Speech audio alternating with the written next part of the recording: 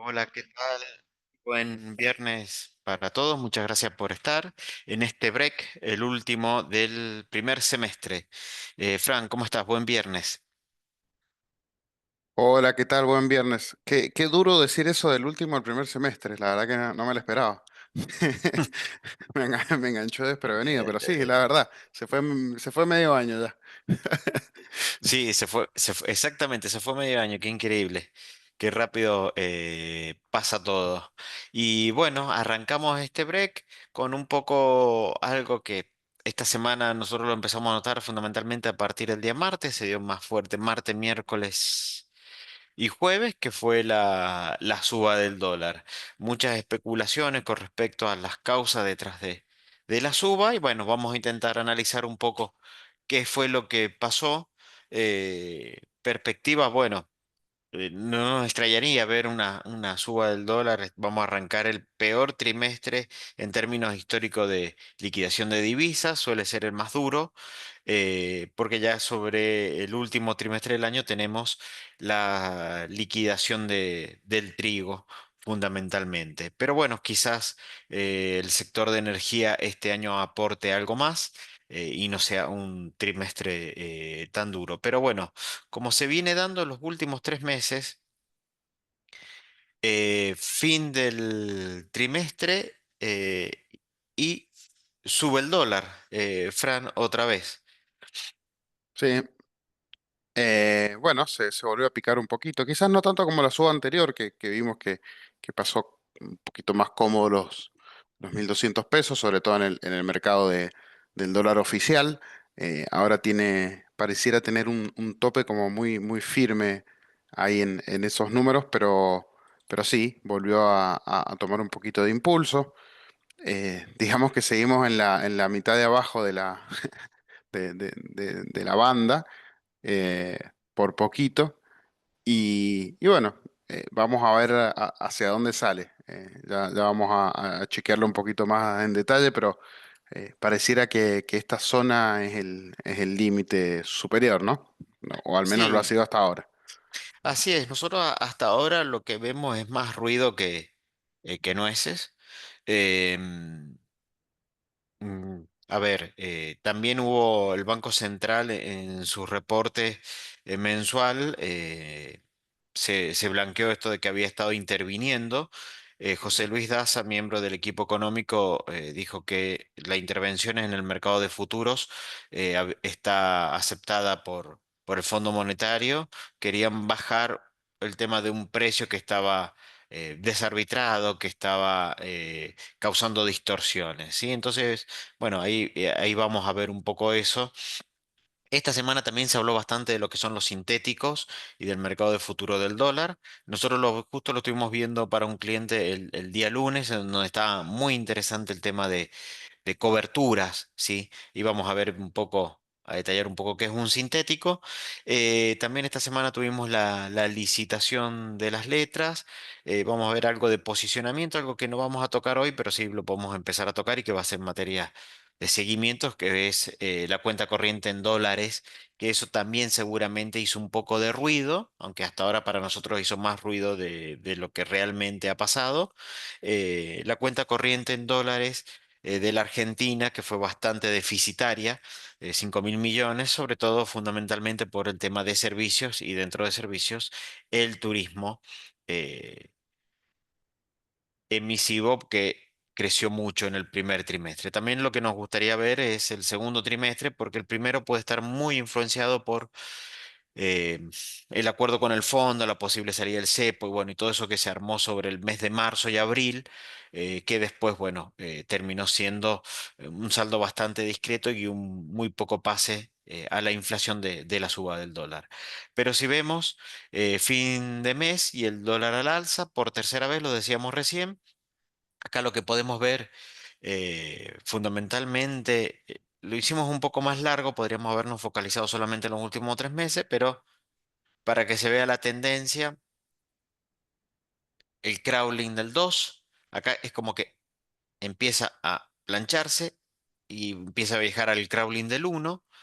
El acuerdo con el fondo que hace saltar al dólar, ¿sí? Vemos cómo después vuelve a caer hacia final, hacia la segunda quincena de abril, esto es más o menos 20 de abril aproximadamente, 16-20 de abril, empieza a subir y toca el techo de los 1205 aproximadamente, supera un poquito los 1200, vuelve a caer sobre principios de mayo, ¿sí? Y hacia finales de mayo vuelve otra vez el movimiento alcista, ¿sí?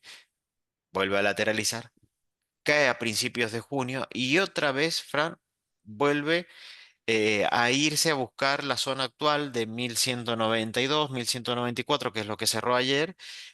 Otra vez y es como que volvemos a tener este juego. Probablemente acá también hayan posiciones bastante especulativas. Por un lado, de cierre de posiciones hacia fin de mes y por otro lado, quizás el central operando en futuro para intentar evitar saltos disruptivos, estos saltos que podemos ver acá. Eso es todavía lo que queda por ver cómo se va a comportar en la primera quincena del mes de julio.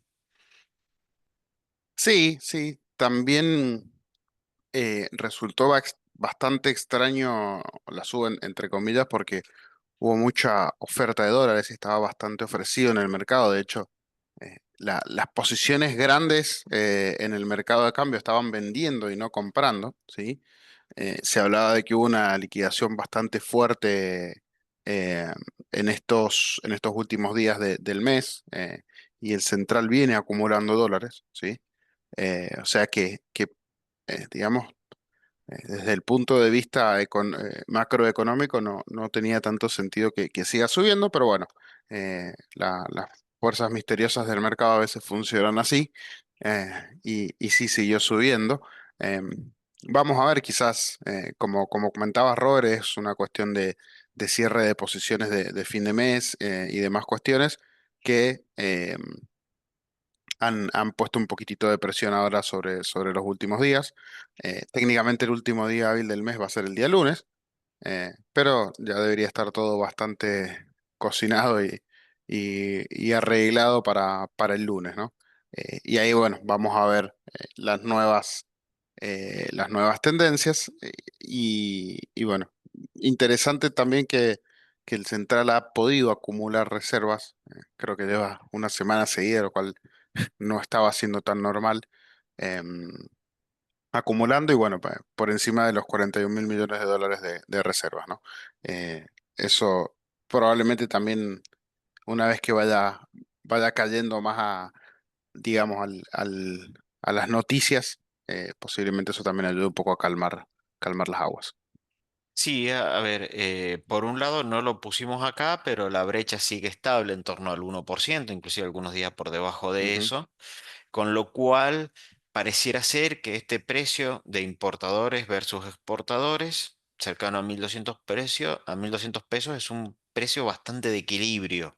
¿Sí? Teniendo en cuenta que la brecha la tengo contenida en el 1%. ¿Por qué decimos esto? Porque si no hay intervenciones del Banco Central vendiendo en el spot, y vamos a decir spot en el mercado de cambios, ¿sí? En el mercado de efectivo, no el de futuro, por diferencia del de futuro, en el spot, eh, no está interviniendo comprando o vendiendo en el spot, bueno, me están actuando mayoritariamente importadores y exportadores, ¿sí? Y sin brecha, quiere decir que los exportadores no me están liquidando por contado con liquidación y que los importadores están buscando la cobertura en el contado con liquidación. Es un precio bastante de mercado, por lo menos de corto plazo. Sí, después podemos analizar la sustentabilidad del modelo de este tipo de cambio, de este dólar atrasado, pero hoy por hoy pareciera ser que no hay una cantidad excesiva de pesos como para buscar salida, o al menos la actividad no lo está convalidando. Es decir, yo podría ir a buscar un importador y con muchos pesos salir a comprar todo en el exterior para después venderlo acá. Bueno, pareciera ser tampoco que es tan así ni tan fácil hacerlo, por lo menos en esta coyuntura y hasta el cierre de junio. Decíamos que el BCRA intervino para reducir distorsiones, lo dijo José Luis Daza. Lo que sí vemos son mínimos crecientes, ¿sí? Los mínimos que van marcando los precios de abril, mayo y junio son cada vez un poco más altos, pero el techo está acá. ¿sí? Hasta ahora va por ahí, vos lo decías, Fran, por la mitad de la banda, un poco por debajo, y hasta ahí hay. ¿Qué también puede estar pasando y lo que nosotros podemos prever que quizás, no lo podemos asegurar, la primera quincena de julio no sea tampoco tan ruidosa? Ayer salió Córdoba en los mercados internacionales, fue básicamente más que nada un roleo de deuda. Salió Telecom, estuvo saliendo Banco Macro, también Banco Galicia, mucho financiamiento en el exterior y esto lo vamos a atar un poco al análisis que no vamos a hacer, pero sí vamos a comentar de la cuenta corriente tan deficitaria, ¿sí? Em, Hay empresas grandes y hasta ahora una provincia que han buscado financiamiento internacional en el exterior. Sí, eso cuando, vamos a suponer, para hacerlo más gráfico y más claro, Telecom busca financiamiento internacional en el exterior para algo en el país, significa que lo va a traer al país y probablemente lo cambie por pesos. Sí, entonces si vemos muchas emisiones de deuda, sobre todo corporativas, porque hasta ahora el gobierno nacional ha dicho que no va a buscar financiamiento internacional, eh, lo terminó diciendo ayer el vicepresidente del Banco Central, Vladimir Berming, dijo que no van a buscarlo. em, bueno, eso van a ser dólares que se van a volcar al mercado interno, ¿sí? Entonces, eso también va a poner presión bajista al dólar. Sumado a que en esta semana hubieron fuertes declaraciones juradas de venta al exterior, ¿sí? La que llenan los ojeros con exportaciones y fijan las retenciones al día de hoy. Yo tengo la obligación de liquidar esos dólares dentro de los 15 días hábiles, entonces no quiere decir que lo voy a liquidar a los 15 días, sino que dentro de los 15 días, probablemente lo estoy haciendo hoy, esté liquidando hoy, pero podemos suponer que van a haber liquidaciones de dólares los primeros 10 días de julio, algunas que no se realizan hoy, con las retenciones reducidas al 30 de junio. Así que probablemente en los primeros días de julio no veamos tampoco una fuerte demanda de dólares, al menos por ahora.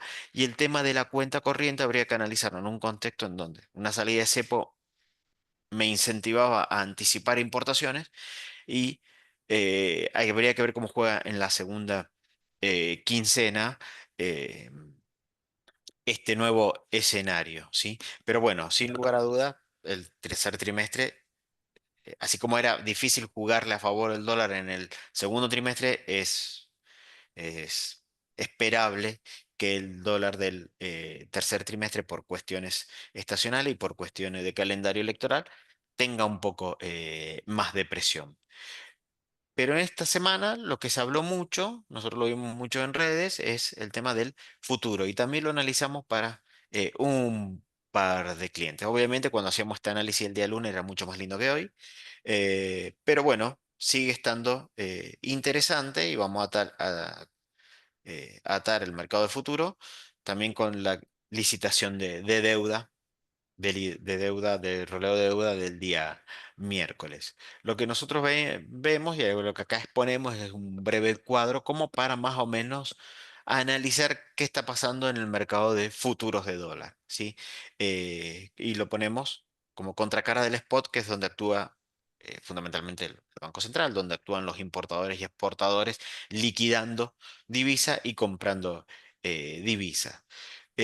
Por un lado tenemos el precio futuro, estos son los precios del cierre del día de ayer, eran mucho más bajos si vemos los precios del lunes, em, pero bueno, yo acá puedo ir haciéndome una idea qué es lo que ve el mercado con los precios, supongamos que yo quiera buscar alguna cobertura al 31 de diciembre, 1370.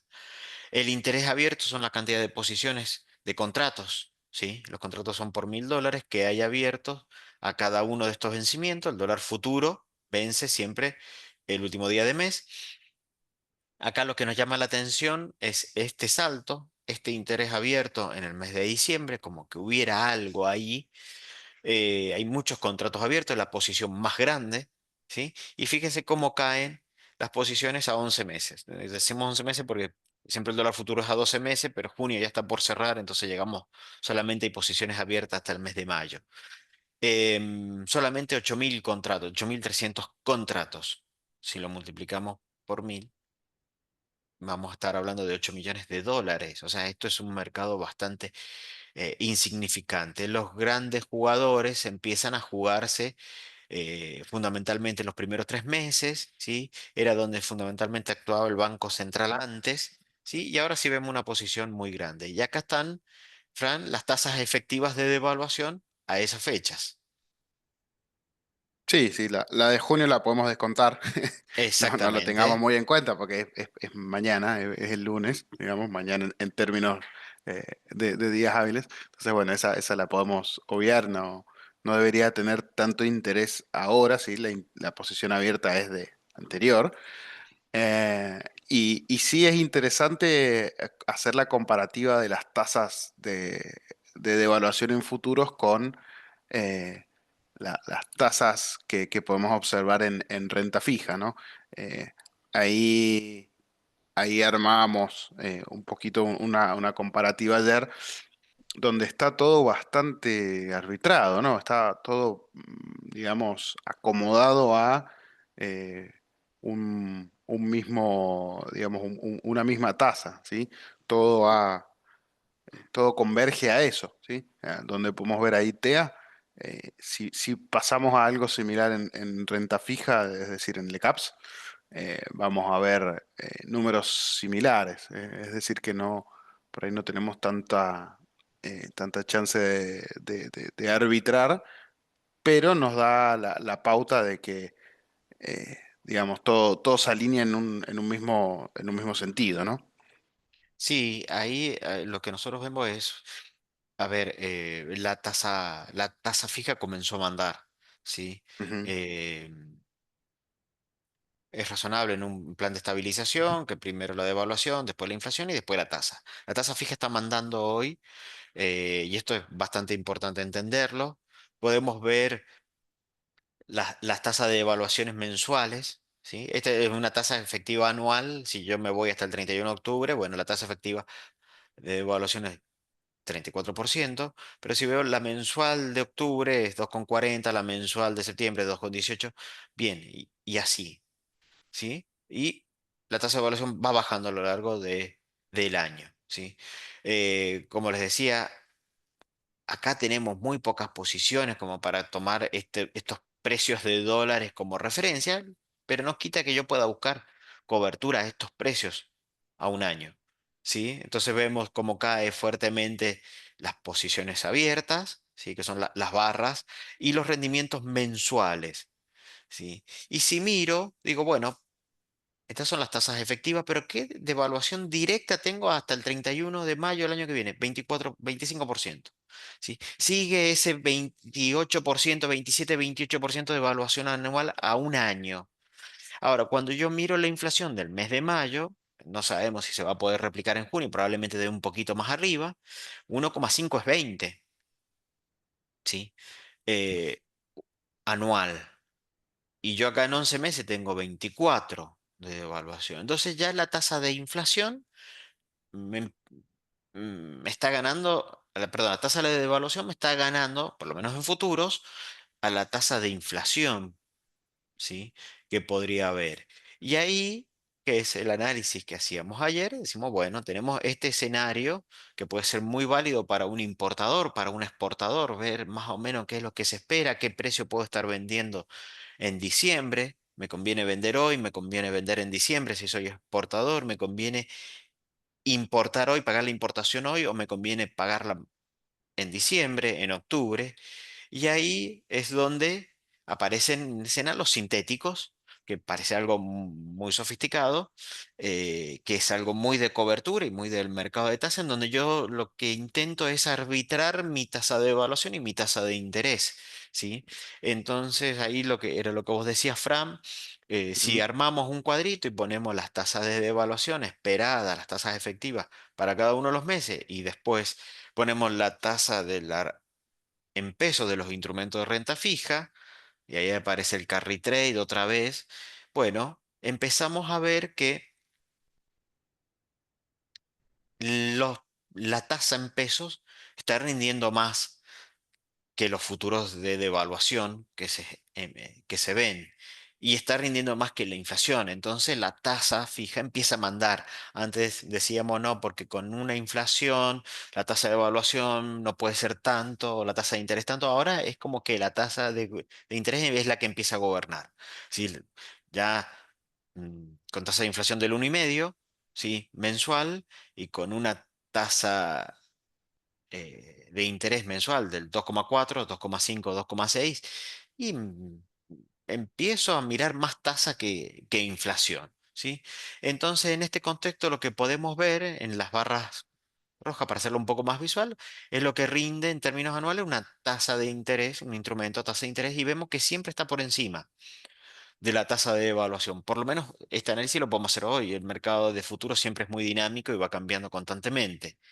Y siempre voy teniendo spread positivo. ¿Qué quiere decir? Este spread es cuántos puntos por encima estoy en términos anuales de mi tasa de interés por sobre la de devaluación. Entonces, hoy por hoy, en ese contexto, no se aprecia un dólar muy picado, ¿sí? O sea, es un dólar que si bien pareciera que está marchando por encima del nivel de inflación, está marchando por debajo del nivel de la tasa, algo que el gobierno pudo revertir en el mes de abril con el acuerdo con el fondo, en donde la tasa de evaluación iba por encima de la tasa de interés.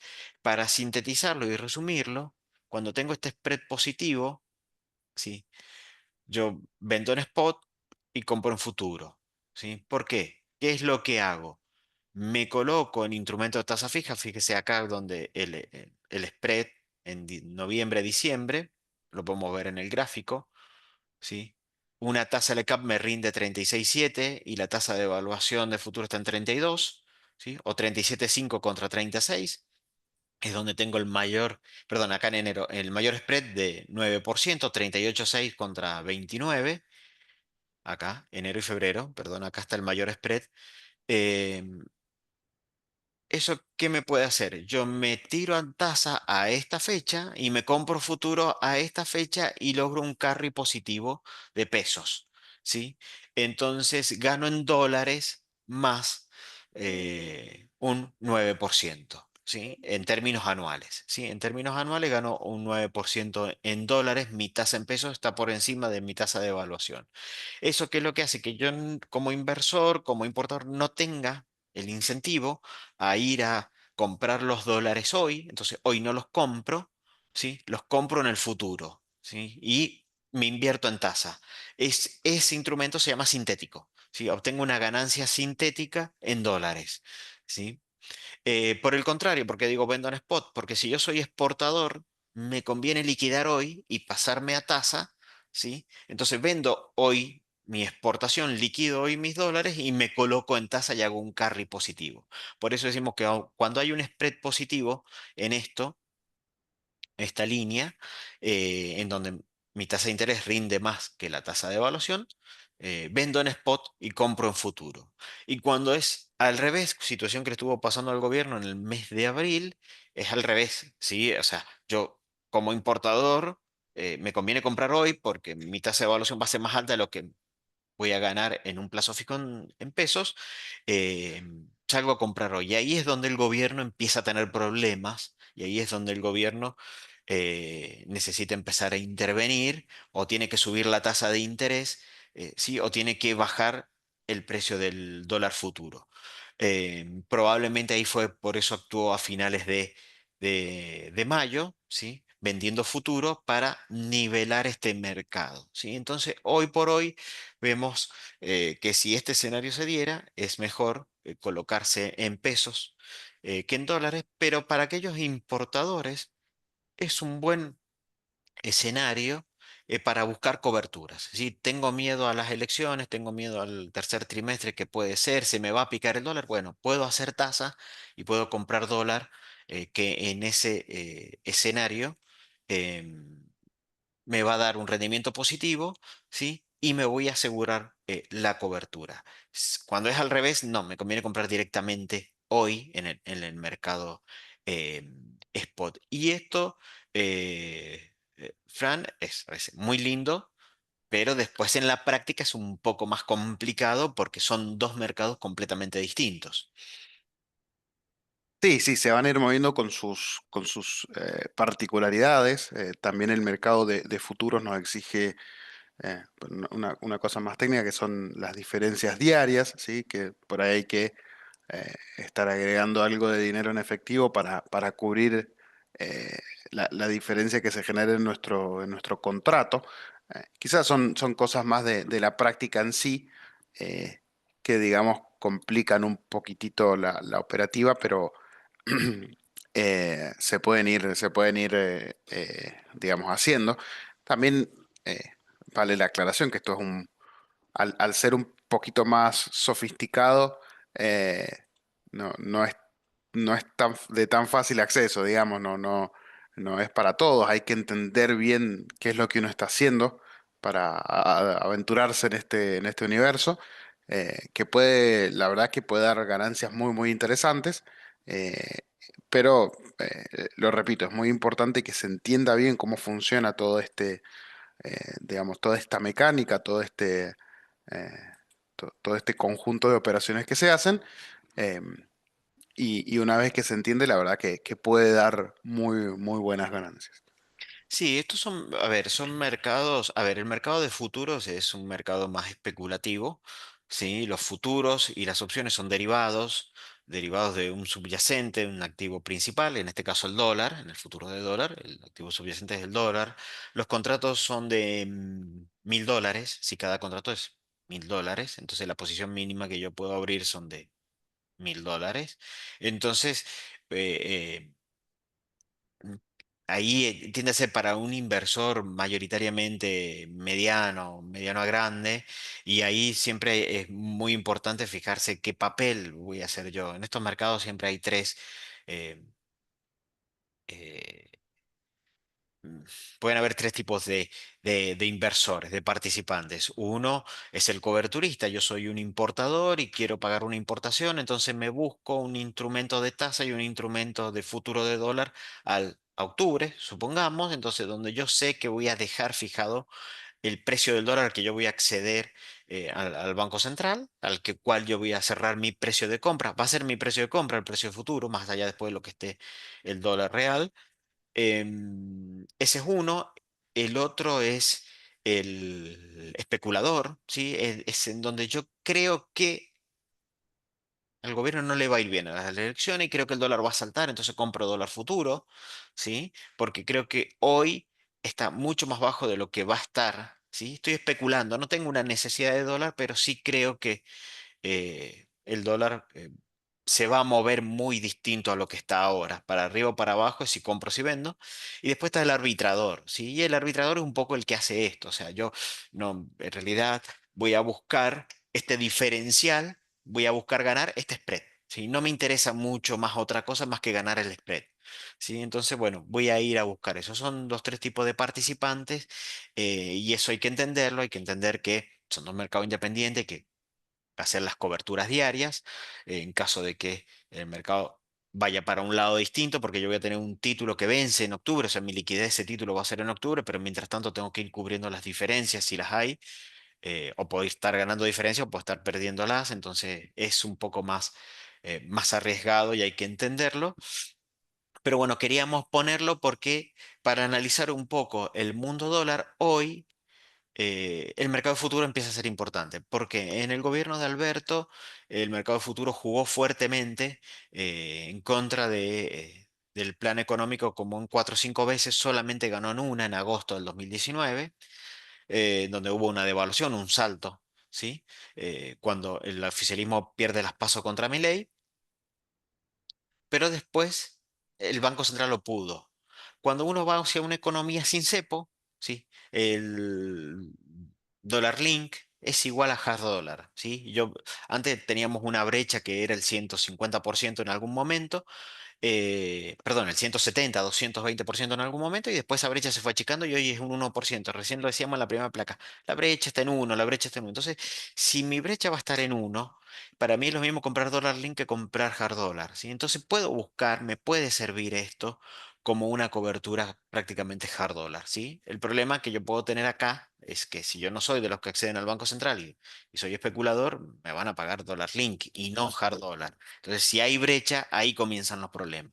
Pero para un coberturista, nosotros hoy lo vemos bastante bien, buscar por este lado, atar el estado de resultado al precio del dólar futuro y estrategias de sintético pueden dar resultados, ¿sí? Para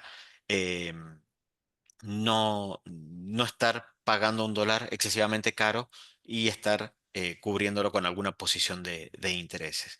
Así que bueno, era un poco, algún momento lo queríamos tocar y nos pareció que este era el momento, porque también a veces el precio del spot empieza a estar influenciado por el precio del futuro. Y si el Banco Central interviene el futuro, no me está interviniendo en el spot, pero lo está haciendo derivadamente a través de los futuros.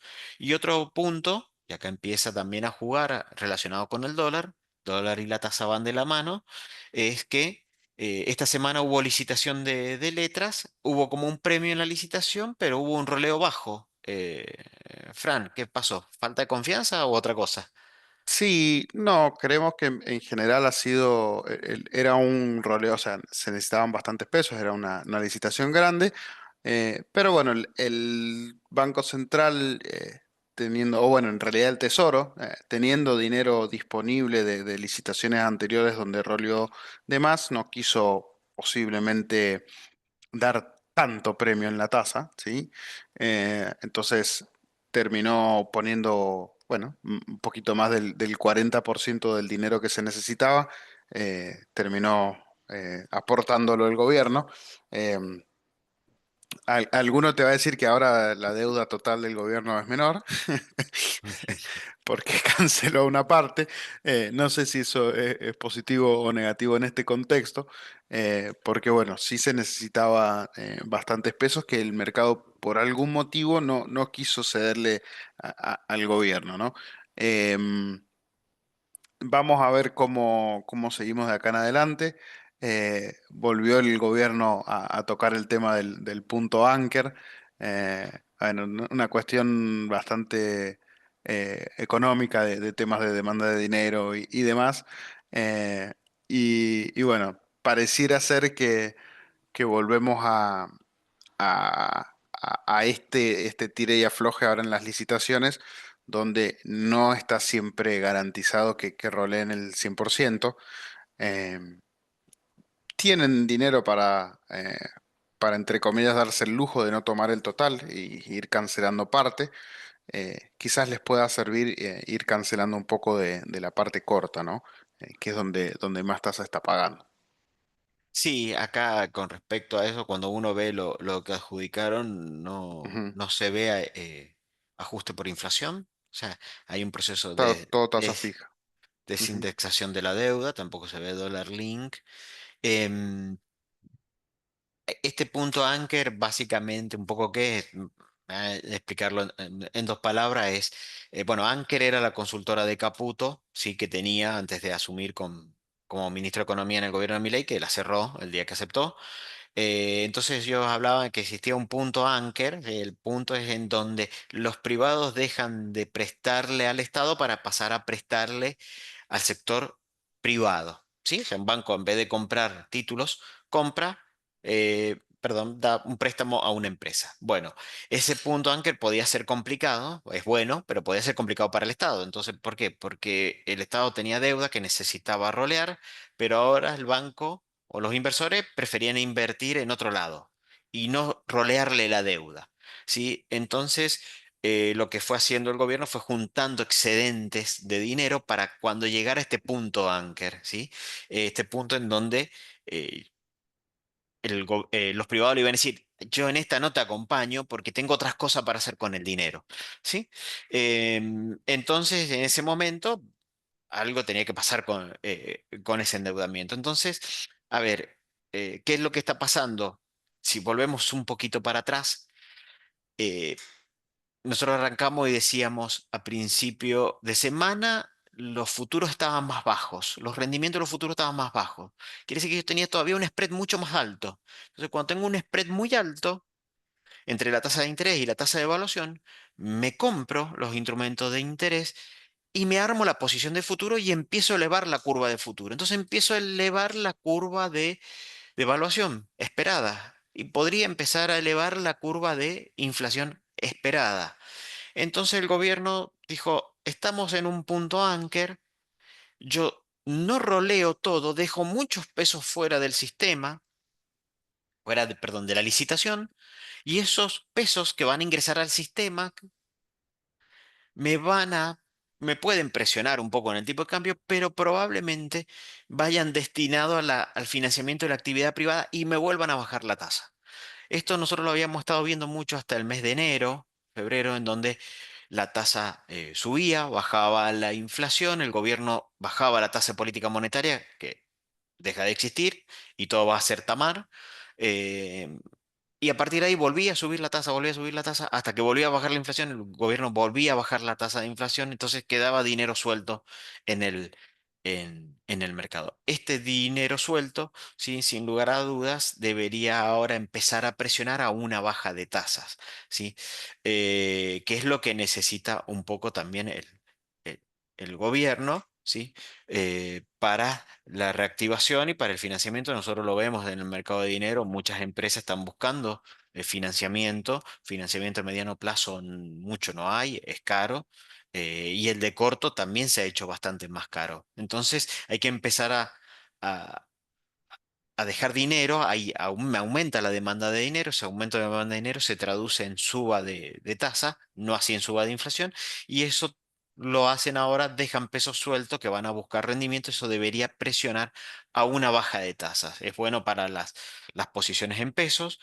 También podemos relacionarlo rápidamente con lo que está pasando con el mercado de los créditos hipotecarios UVA, en donde todos los bancos privados subieron la tasa y están prácticamente en UVA más 9.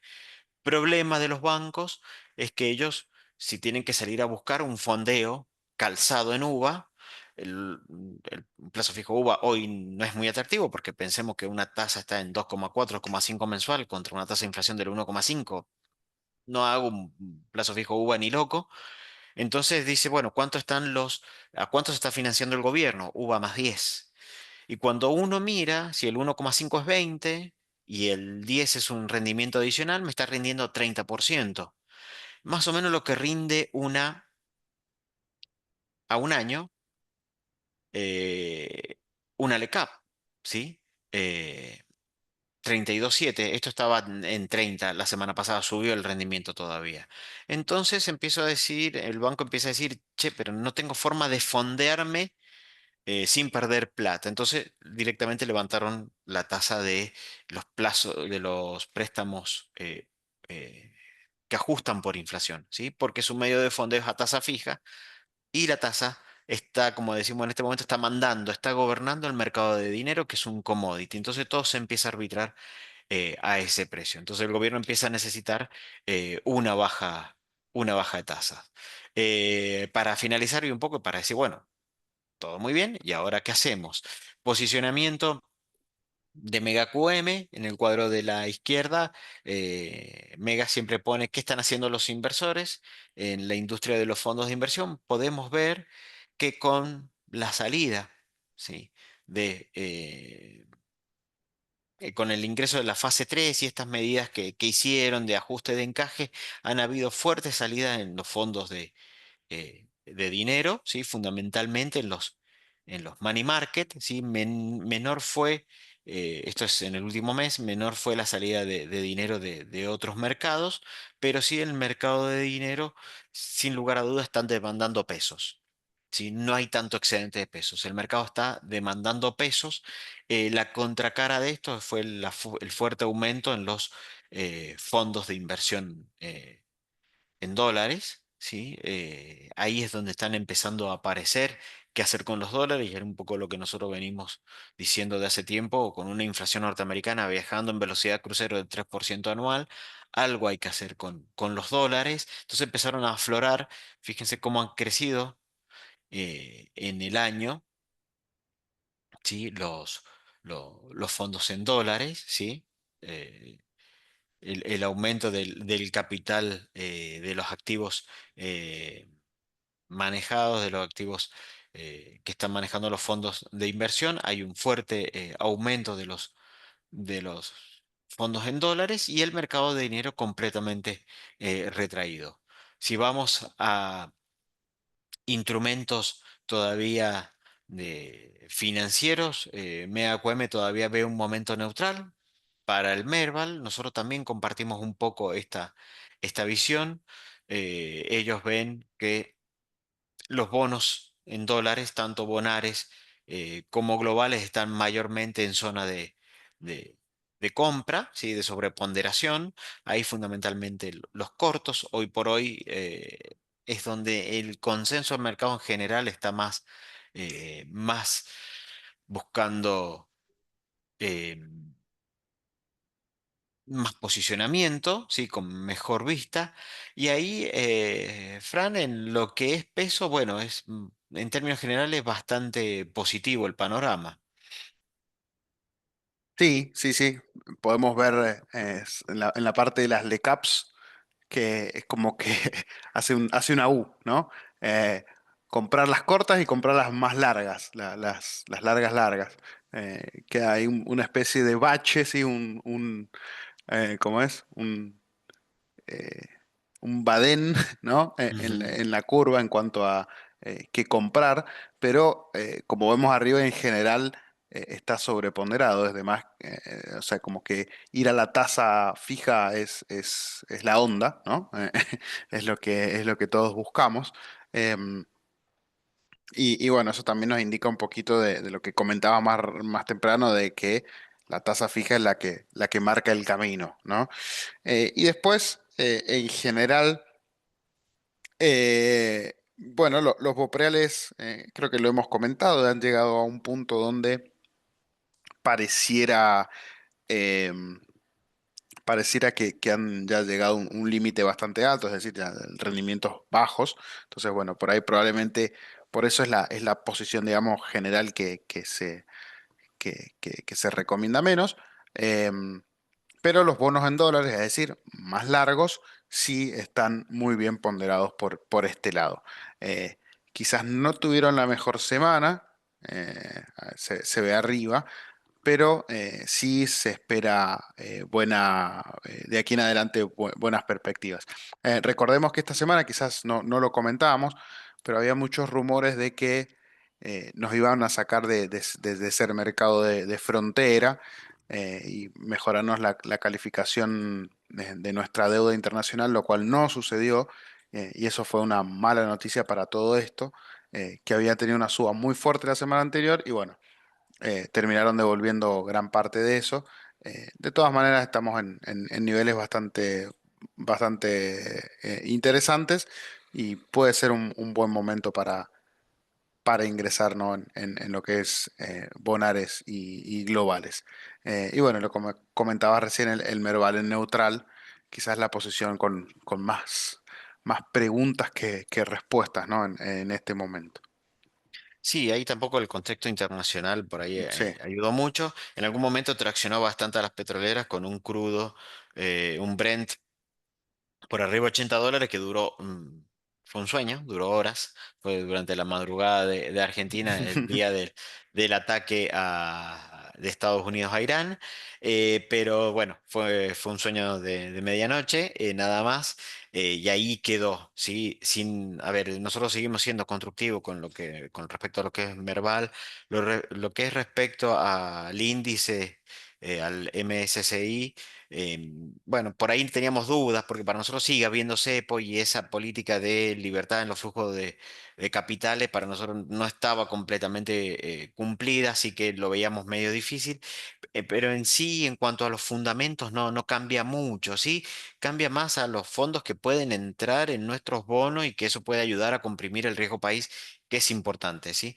Pero bueno, no cambia para nosotros mucho en tema de fundamentos, quizás siga dando posibilidades de entrar a un buen rendimiento para los que están afuera y para los que están adentro, bueno, seguir esperando una compresión del riesgo país. Con respecto a lo que vos decías, Fran, los bopreales, sobre todo el BPI 26, que tan bien nos rindió, que tanta alegría nos dio, hoy está rindiendo menos que un sintético de dólar, como para que se hagan una idea, o sea, yo me puedo ir a una LECAP o a una tasa de año, a un bono Tamar, a un Dual, que ahí está como sobreponderar. eh, y hacerme una cobertura en dólares y voy a estar ganando más que con un Bopreal de 2026. Por eso es como que hay, digamos, hay cosas que ya dejan de ser atractivas para ingresar, ¿sí? Entonces, bueno, ahí está cambiando un poco todo eso. Pero hoy por hoy seguimos pensando bastante como Mega QM. Para el tramo corto sobreponderamos las LECAP por sobre los bonceres. Sí, el tramo largo, este ser más 10 nos sigue gustando, el Tamar también, porque lo que está pasando un poco con los largos, medios largos bueno, primero con los medios de las LECAPs, no hay mucha cobertura por ahí, pero sí con los medios largos de LECAP y BONCAPs, es que están rindiendo muy parecido a los duales y si llegara a pasar algo, bueno, la tasa sería un poco más protectiva, el BONCER también sería un poco más protectivo, ¿sí? Entonces, bueno, por ahí se puede armar esas estrategias de ir con algo de cobertura por si algo sale mal y resignar un par de puntos anuales, uno o dos, no más, eh, y que ese sea mi costo de un seguro por si pasa algo en el camino. Por lo demás, hasta ahora vemos un mercado bastante tranquilo, el mercado de futuro todavía no evidencia un salto significativo, no es que un 20% o 27% de evaluación anual no lo sea, pero no es algo que hoy por hoy suene a disruptivo, ¿sí? Y no sea algo que hoy no se pueda eh, cubrir con instrumentos de tasa para no ser tan agresivo en la posición de dólar. Así que bueno, no sé si hay alguna pregunta en el chat. Acá, Robert, no entiendo si es una consulta o cómo sería, de cuándo se puede saber sobre ETF que pregunta Luis. No sé qué referencia sería, qué es lo que necesitaba saber sobre los ETF. Eh, Bueno, podemos tocar algo sobre ETF. pero Me pareciera hacer sí, una consulta sobre algo general sobre los ETF, que bueno, por la hora por ahí lo tocaríamos en un próximo break, y cuáles son un poco los que hay en el ujú. mercado local. Bueno, Así podemos que, usar la recomendación para hablar un poquito de ETF la semana que viene. perfecto. Bueno, así llegamos al final de este break. Muchas gracias por haber estado y bueno, los esperamos el próximo viernes. Esta semana se hizo larga porque la semana pasada fue bastante corta. Así que bueno, ahora sí lo esperamos, vamos a tener un poco de continuidad el próximo viernes para ver qué es lo que ha pasado en la semana financiera. Exactamente. Bueno, saludos a todos, que anden muy bien.